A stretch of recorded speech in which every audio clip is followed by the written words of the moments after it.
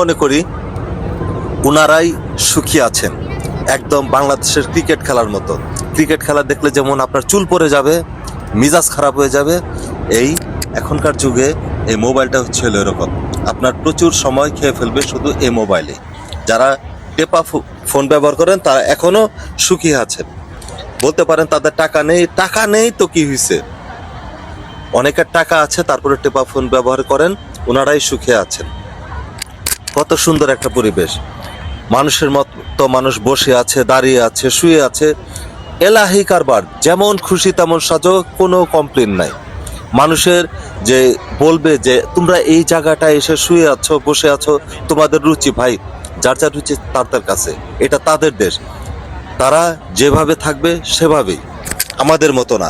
এত রুচির মধ্যে এরা প্রশ্ন করে না, এরা যা করে মন থেকেই করে এবং দেশকে ভালোবাসে। আমরা কি কম ভালোবাসি? আমরা তো ভালোবাসি চাঁদা নিয়ে। যাই হোক, এইসব কথা বললাম না। চমৎকার একটা পরিবেশে আসছি, চমৎকার ভাবে চলতে চাই এবং চমৎকার সবকিছুই দেখতে চাই। এখন সন্ধ্যা গড়িয়ে আসছে এবং লাইটিং দেখতে পাচ্ছেন কত সুন্দর। মেরিনার বেটা, মেরিনার যে প্রান্তরটা খুবই সুন্দর।